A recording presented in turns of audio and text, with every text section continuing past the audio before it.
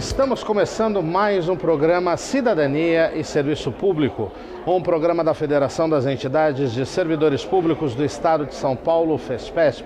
Um programa que há 17 anos, há quase 18, agora em janeiro próximo de 2017, vamos completar 18 anos no ar, discute tudo aquilo que interessa a você, cidadão, a você, servidor. E hoje nós estamos num ambiente fora, nós estamos aqui, para quem nos acompanha já reconheceu, a Assembleia Legislativa do Estado de São Paulo, onde você vai acompanhar logo mais no bloco instantes importantes da cerimônia de 85 anos da Associação dos Funcionários Públicos do Estado de São Paulo, a AFPESP, que teve uma cerimônia realizada no último dia 30 de novembro. Vamos a um pequeno intervalo e em seguida voltamos.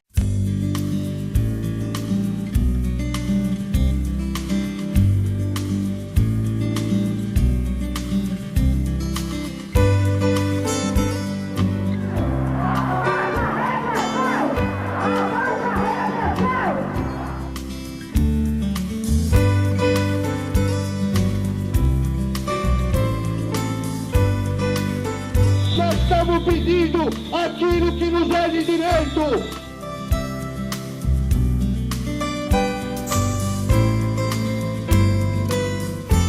Estamos de volta com o programa Cidadania e Serviço Público da FESPESP. Você vai acompanhar daqui a pouco os principais depoimentos da cerimônia que marca os 85 anos de fundação da Associação dos Funcionários Públicos do Estado de São Paulo, a AFPESP, em cerimônia realizada aqui na Assembleia Legislativa do Estado de São Paulo, no último dia 30 de novembro. Mas é importante destacar algumas coisas históricas. Primeiro, a AFPESP, ela é uma entidade ligada à nossa federação, mas ela não é apenas uma entidade filiada à FESPESP. Na verdade, a AFPESP, ela foi uma das principais responsáveis pela própria formação da Federação das Entidades de Servidores Públicos do Estado de São Paulo, a nossa FESPESP.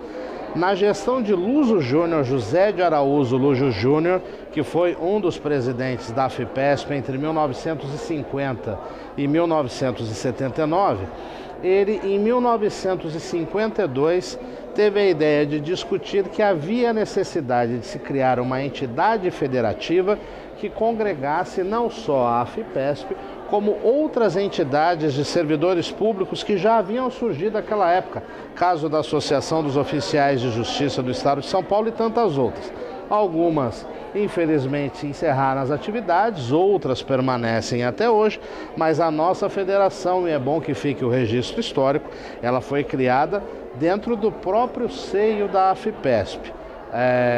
Na gestão de Luso Júnior, e aí em 24 de junho de 1952 foi que aconteceu a cerimônia, a fundação oficial da Federação das Entidades de Servidores Públicos do Estado de São Paulo, que por sinal agora em 2017 vai completar já 65 anos de atividade, 17, quase 18 dos quais com o programa Cidadania e Serviço Público. Então esse contexto histórico, para você entender a criação da FESPESP e para você até entender também a AFPESP, que é a maior associação de funcionários públicos do Brasil, a maior associação de funcionários públicos da América Latina e uma das maiores organizações de trabalhadores do mundo, completou 85 anos agora no mês de novembro e foi também responsável diretamente pela fundação da nossa federação.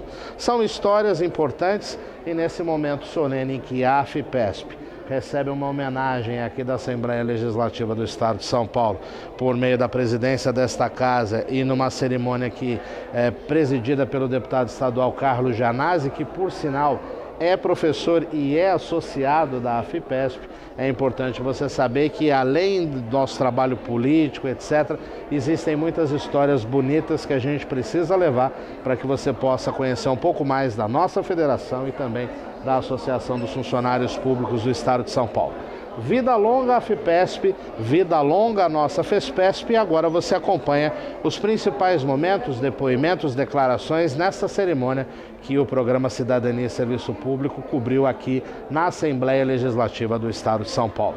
Fiquem com o bloco. Nós estamos aqui no plenário Franco Montoro, realizando um ato importante, que é um ato solene em comemoração aos 85 anos da AFEPESP, Associação dos Funcionários Públicos do Estado de São Paulo. Temos aqui a honrosa presença de vocês e aqui ao meu lado o presidente da diretoria executiva da AFEPESP, Antônio Carlos Duarte Moreira, e o presidente do Conselho Deliberativo da AFEPESP, Cássio Juvenal Faria.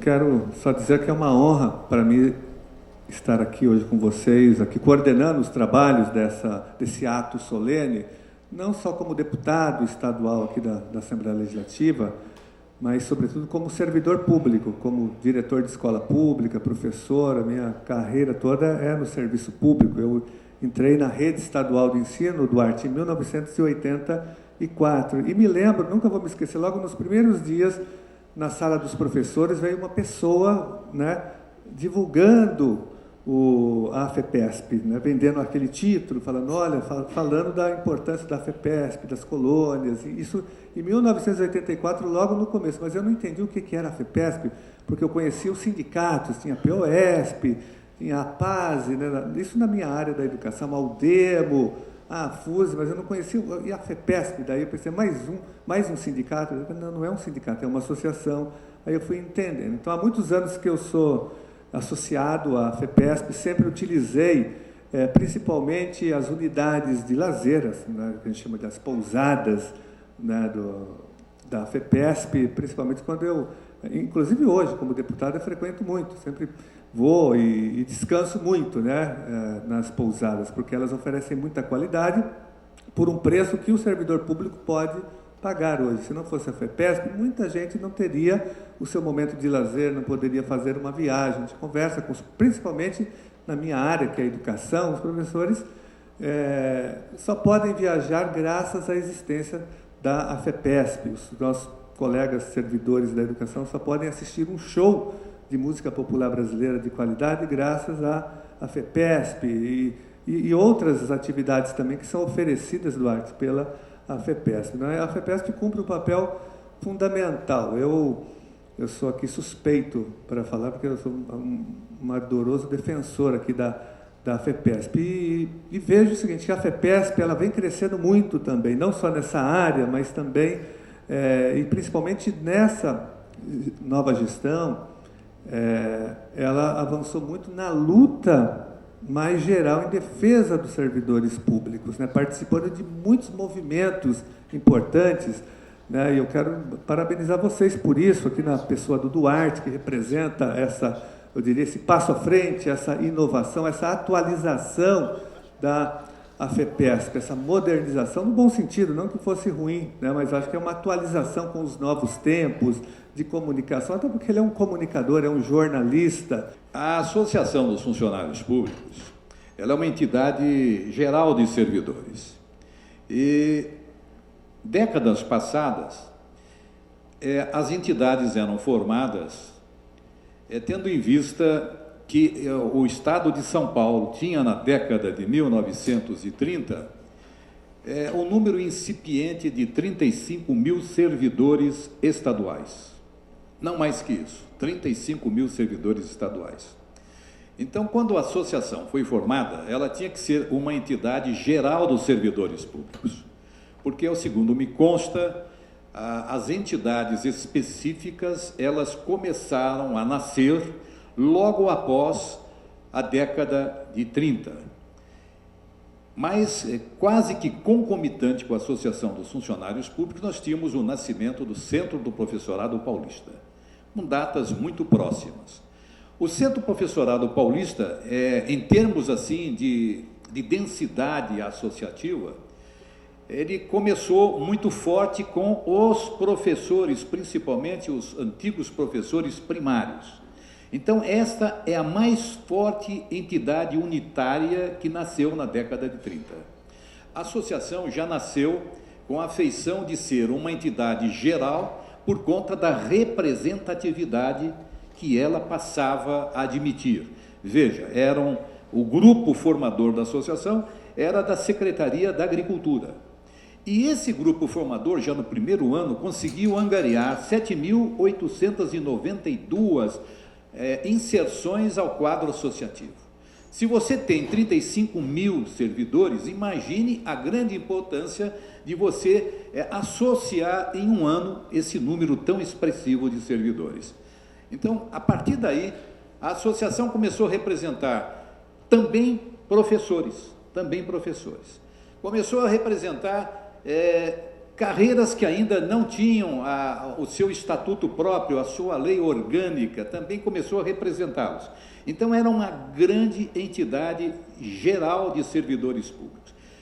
Para se ter uma ideia, na década de 1970, em 78, quando era lançado pelo governo Paulo Egídio Martins a Lei Complementar número 180 de 1978, nesta oportunidade, a gente via no cenário dos servidores públicos uma situação em que nós tínhamos 938 funções, atividades. A partir daí, essa lei complementar, ela passou a batizar de funções, atividades, aqueles servidores públicos que não tinham ingressado via concurso público, e sim por seleção pública.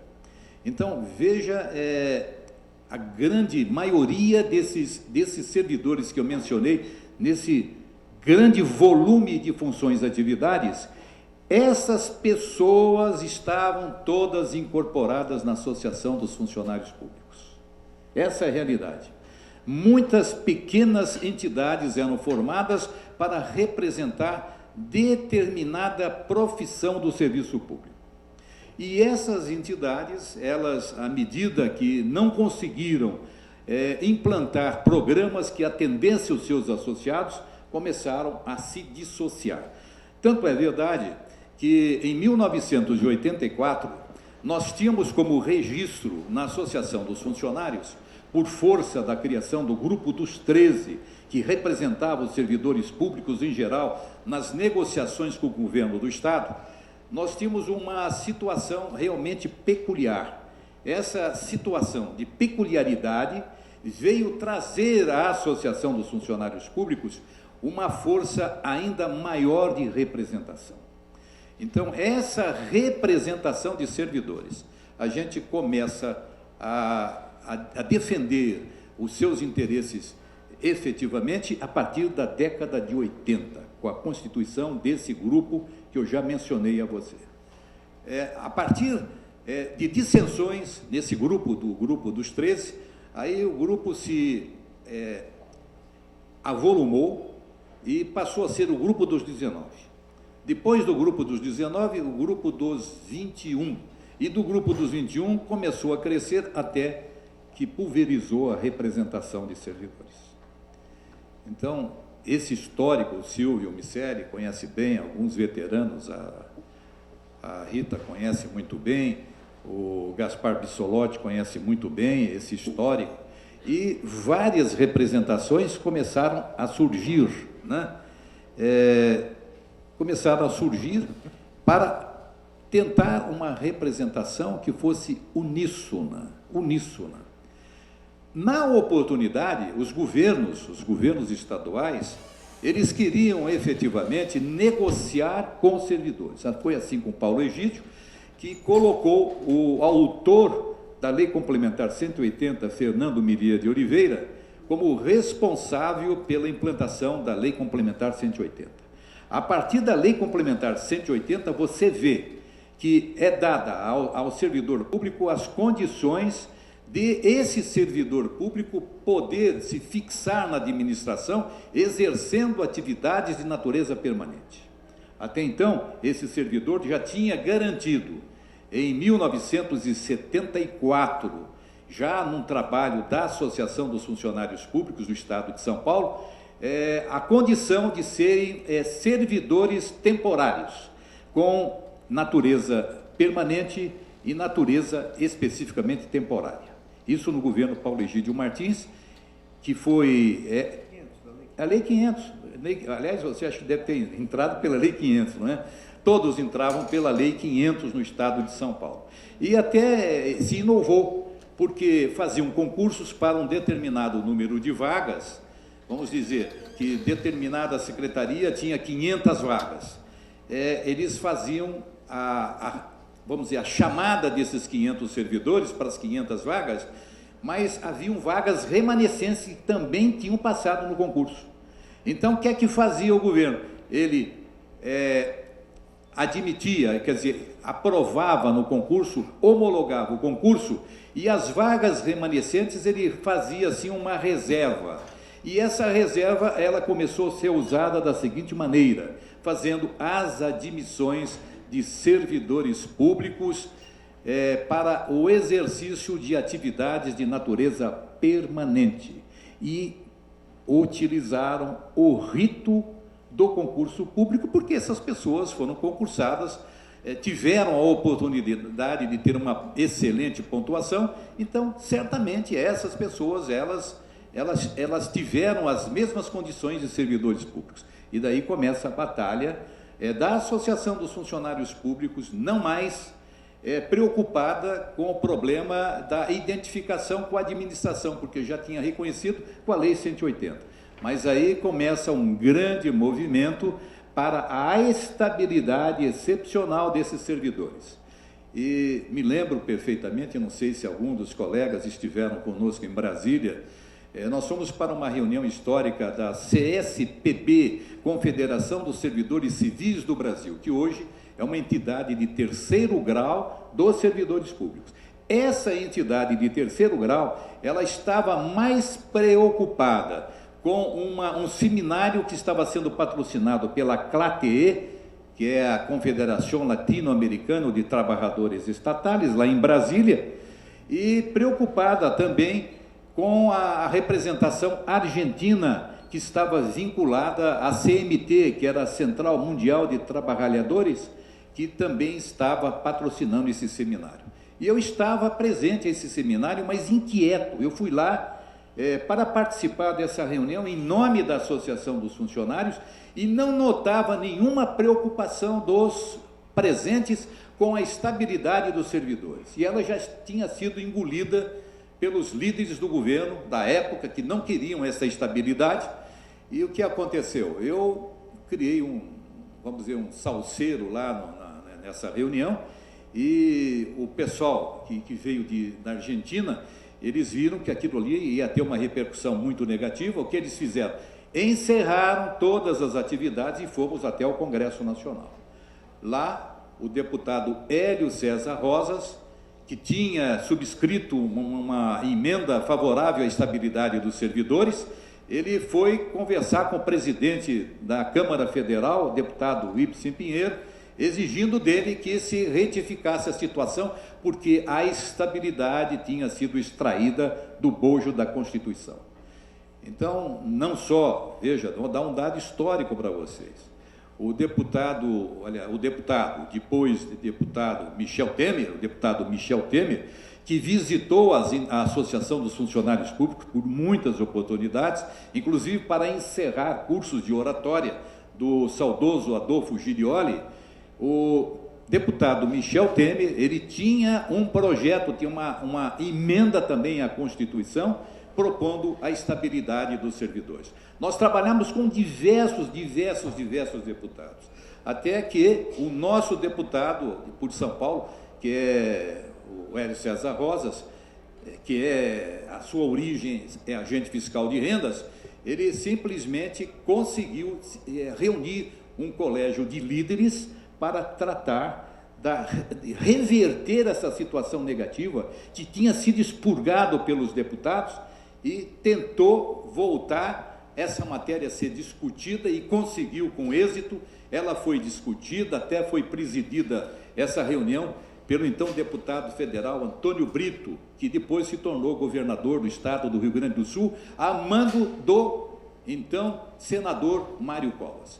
Essa foi a primeira vitória da associação nessa representação de servidores. Foi uma grande, enorme vitória essa que nós tivemos. E toda a oportunidade que eu tenho, eu simplesmente falo do deputado Hélio César Rosa, que, por sinal, é associado da FIPESP e que vai ser homenageado futuramente pela Associação dos Funcionários Públicos. Em linhas gerais, essa é a representação da associação, É impossível uma entidade geral representar todas as atividades do serviço público. Contudo, é bom que a gente frise, e o deputado Carlos Gianazzi é testemunha, que em diversas oportunidades nós temos vindo à Assembleia, já participei pessoalmente e com muita cordialidade do deputado, estivemos assentados na mesa dos trabalhos, com o deputado presidindo a reunião, em audiências públicas em que a Associação dos Funcionários Públicos veio tratar especificamente da defesa dos direitos dos nossos associados. Agora, o que a gente veio defender? Linhas gerais, projetos gerais que atendem a toda a categoria, todos os servidores públicos são representados pela Associação dos Funcionários nessas linhas gerais. Tanto é que o deputado Carlos Gianazzi, ele fez uma audiência pública em que se tratava, até a nossa vice-presidente Thaís, também muito combativa nessa área, esteve presente em algumas reuniões, em algumas audiências públicas, e ela é balizadora disso que nós estamos falando. Então, no que se refere a 555 de 2006, a associação ela protagonizou uma luta veemente, tanto no seu âmbito como na Federação dos Servidores, com idas a Brasília, com vindas à Assembleia Legislativa, até em câmaras municipais, na defesa desses direitos. Então, todas essas, por exemplo, agora, essa PEC 55 se transformou em lei e que antes tinha um outro número, veja, nós estivemos batalhando, enviando pessoas a Brasília para defender esses interesses dos funcionários públicos. Então, todas essas medidas de ordem, de caráter geral, a associação está presente. Contudo, ela não se livra de uma situação de representatividade peculiar. As pequenas entidades não representadas por suas associações, a associação tem incorporado, nós temos enviado documentos ao governador, aos secretários de Estado, mas parece-me que está muito difícil sensibilizar esses governantes que só se preocupam no futuro político.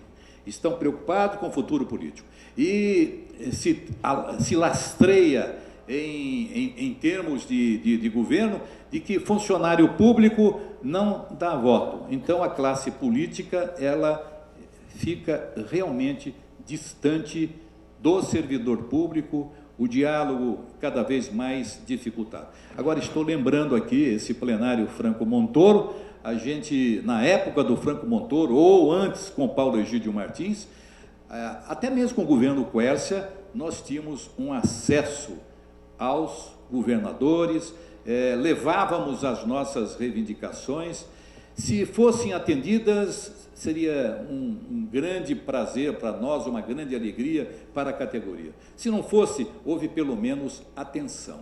Nem isso tem acontecido. É isso aí. É ir com audiência com o governador, ou com o prefeito, ou com quem quer que seja, para posarmos em fotografia, isso não leva a nada. Não leva a nada. Aumenta a nossa responsabilidade perante o associado, perante o servidor público, que se sente muito mal representado.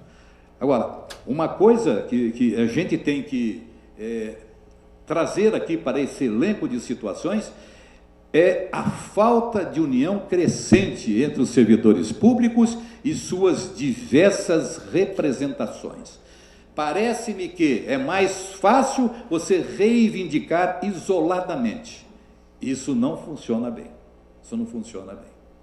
Não funciona. E se persistirmos nessa desunião, que é pulverizada essa união, em diversas associações e sindicatos, nós não teremos sucesso em manter os nossos direitos de servidores públicos, direitos básicos. Nós não teremos sucesso se não fizermos esforços para que nos unamos em defesa da grande categoria de servidores. Os servidores públicos, o deputado tem consciência e ciência disso aí, poderiam eleger um senador pelos votos dos seus familiares, pelos votos dos seus amigos e dos próprios servidores públicos, teríamos uma representação, no mínimo, de 12 deputados federais. E não é fácil você administrar uma entidade com tantas peculiaridades, com tantas reivindicações, com tantas observações, tantos interesses associativos. Isso é difícil. E mais, nós temos que colocar uma coisa que muita gente não sabe. Somente os nossos funcionários, que pela CLT são considerados empregados, esses são remunerados pela associação. O nosso trabalho é todo ele voluntário.